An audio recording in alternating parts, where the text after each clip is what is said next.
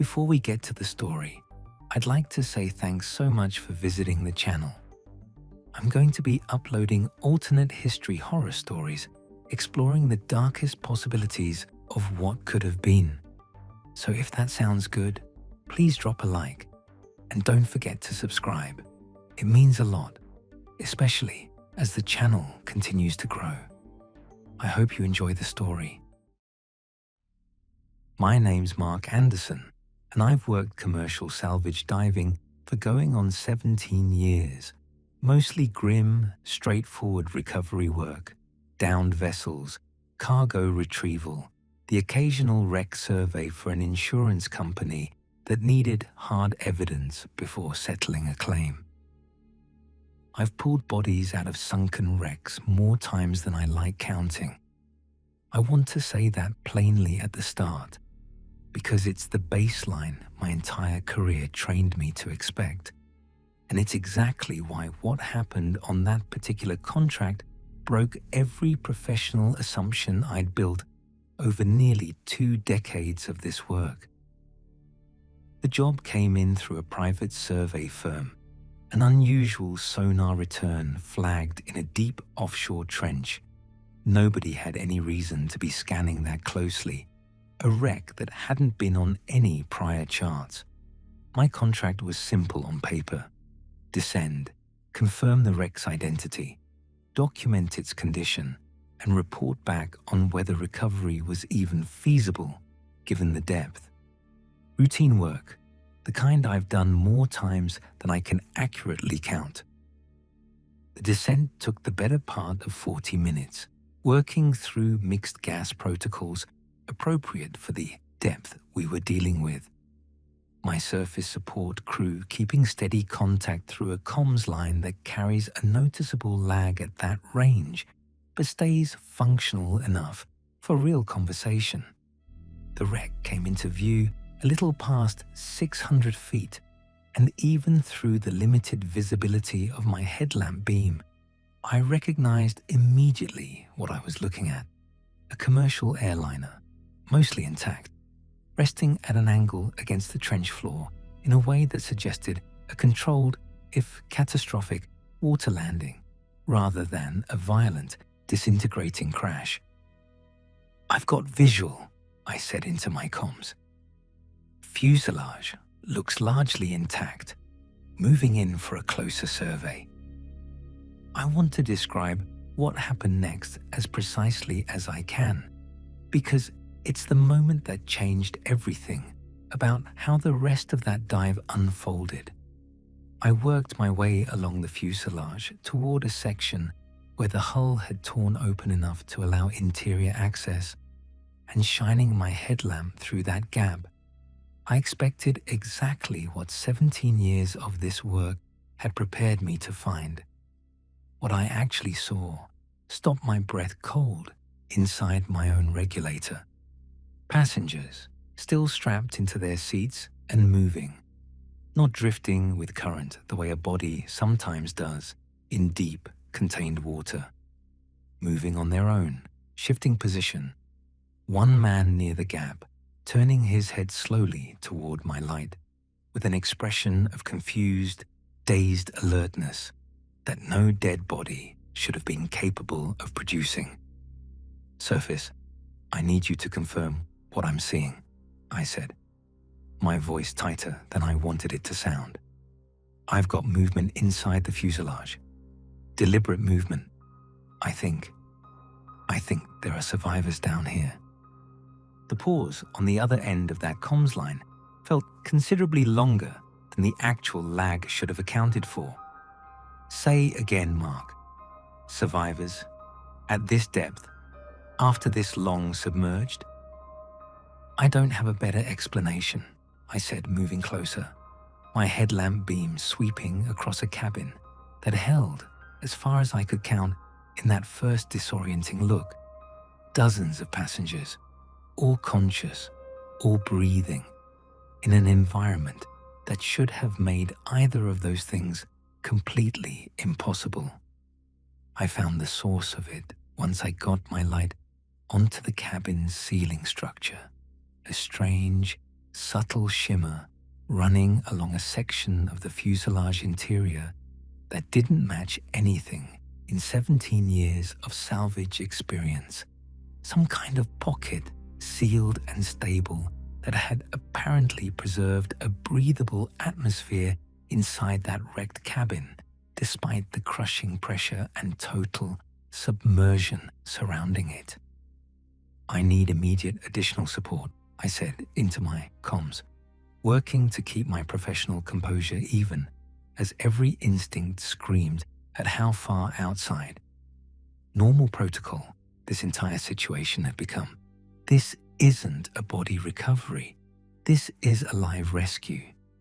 The passenger closest to that torn section of hull reached towards me, slow and uncertain, and when he spoke, his voice came through muffled by my own equipment, but unmistakably clear in its confused, frightened urgency. "Are we sinking? Did we crash?" "You're safe," I said, though I had no real idea, in that moment, how true that statement actually was. "I'm going to get you out. I need you to stay calm and follow my instructions exactly. I want to describe the following 20 minutes honestly, because they represent some of the most disorienting work of my entire career, communicating with dozens of frightened, confused survivors through the limited means my diving equipment allowed, while simultaneously working with my surface crew to mobilize an emergency response considerably beyond what any of us had prepared for that day. It was during that stretch, working to organize the passengers nearest the breach for extraction, that the details started accumulating that made my confusion deepen into something closer to genuine disorientation of my own. The clothing looked wrong, styled in a way that felt distinctly out of step with anything current.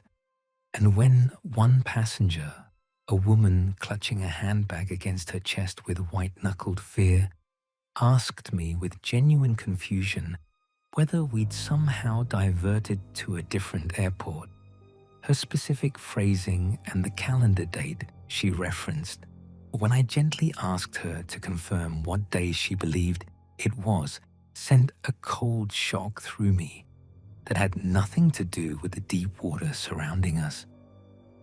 "Surface," I said, working to keep my voice steady.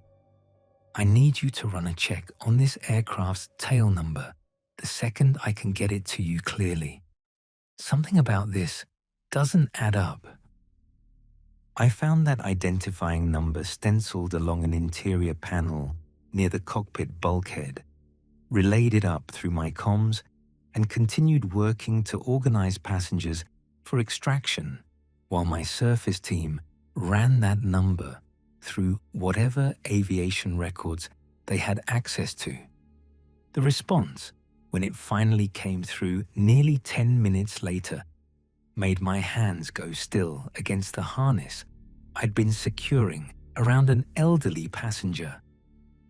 "Mark, you need to hear this clearly," my surface coordinator said, her voice carrying a disbelief that matched exactly what I imagined my own expression looked like beneath my mask. "That tail number matches a commercial flight that went missing in 1968. No wreckage ever recovered. Presumed lost over open ocean with all souls aboard." "That's not possible," I said, though even as the words left me, I was staring at passengers whose clothing, whose confused questions about dates and destinations had already been quietly, insistently telling me something my rational mind hadn't wanted to fully accept yet. "There's no error on this end," she said. "Whatever you're looking at down there, it's been missing for over 50 years. I don't have a clean explanation for what actually happened to that aircraft, and I want to be honest that nobody involved in the eventual investigation ever fully settled on one either. Some theory about a rare atmospheric or oceanic anomaly, references to documented but poorly understood pockets of temporal displacement that occasionally, rarely, occur in specific deep ocean trenches, none of it landing with any real scientific certainty even months after the fact. What I understood clearly, working against a ticking clock with dozens of confused, frightened survivors depending on decisions I had to make in real time, was that these people had, by every account available to me, boarded a flight in 1968 and were now, somehow, sitting in front of me alive and breathing, 50+ years later, having apparently experienced almost none of that missing time themselves. "The pocket's destabilizing," I said, watching that strange shimmer along the cabin ceiling flicker in a way that hadn't been present when I first arrived. "I need extraction support down here now. We don't have unlimited time." Additional divers reached us within the following hour, and the extraction itself remains, to this day, the most physically and emotionally demanding operation of my entire career.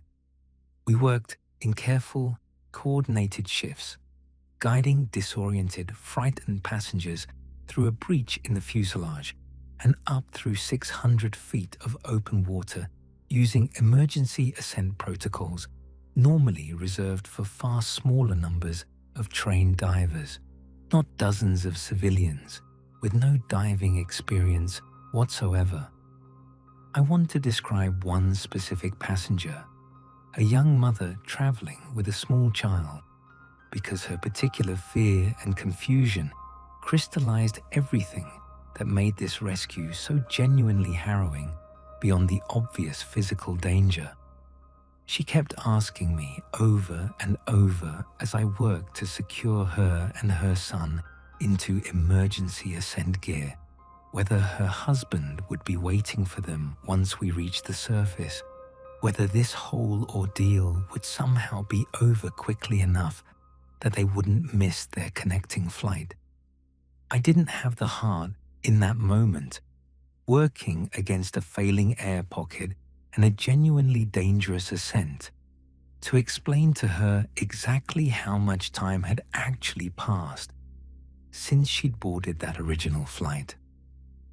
The pocket failed almost entirely during our final extraction push, a violent shift in pressure that sent a surge of water through the cabin section we were still working to clear. And I want to be honest that we lost precious minutes in that chaos, working frantically to secure the last several passengers before the remaining breathable air simply gave out completely. We made it, all of us, through what I still consider more luck than any amount of skill or training could fully account for, breaking the surface into daylight and immediate, overwhelming chaos as surface support vessels moved in to receive dozens of survivors. Nobody aboard those boats had any framework for actually processing. The following weeks brought a level of media attention and government involvement that dwarfed anything I've experienced across 17 years of otherwise unremarkable salvage work. Every surviving passenger underwent extensive medical and psychological evaluation, and I understand, from limited follow-up conversations with a few of the investigators involved, that the physical examinations confirmed something as strange as everything else about that entire event. Every single passenger tested at an age consistent with 1968, not a single day older than they should have been the moment they originally boarded that flight, despite over 50 years having genuinely passed in the outside world during their absence. I met that same young mother again, briefly, several weeks after the rescue. During a follow-up interview, investigators arranged to better understand exactly what those passengers had experienced during their time trapped in that pocket. She told me quiet and still visibly shaken, that from her own perspective, barely any time had passed at all. The flight's water landing feeling, to her, like it had happened only hours before I'd found her, rather than across 5 decades that had genuinely unfolded in the world she was now being asked to somehow rejoin. "My husband's gone," she told me, her voice flat with a grief that hadn't fully processed itself yet. He waited for years, apparently, before eventually, finally, accepting I wasn't coming back. He passed away 8 years ago. My son. She glanced towards the boy sitting quietly beside her, still exactly as young as he'd been the moment they'd boarded that flight. My son is going to grow up in a world completely different from the one either of us actually understand. I don't have anything close to a satisfying resolution to offer for how that specific tragedy, layered on top of an already impossible situation, actually got resolved for her or for any of the other survivors working through similarly disorienting circumstances. Some had family members who genuinely waited against all reasonable hope and experienced a reunion joyful enough to briefly overshadow the surrounding strangeness. Others, like that young mother, found themselves navigating grief and displacement that no amount of government support or media attention could fully soften. I still work salvage diving, still take on contracts that mostly return to the same grim, straightforward recovery work I've built my career around. And I want to be honest that nothing about that particular job changed my day-to-day approach to the profession itself. What changed is something harder to articulate, a quiet, persistent awareness that the ocean holds things sometimes that our understanding of time and physics was never actually built to fully explain, and that somewhere beneath 600 feet of dark, crushing water, an entire flight full of ordinary people spent what felt to them like a single terrifying afternoon, while 5 decades of an entire world moved on without them. I think about that young mother sometimes and her son growing up now in a present day that must feel, to both of them, considerably stranger and more disorienting than anything I experienced during that entire impossible rescue. I think about how differently that day could have ended, how easily that failing air pocket could have collapsed those final crucial minutes sooner, erasing 50 years of accidental survival in the same instant it finally, mercifully allowed me to actually bring everyone home.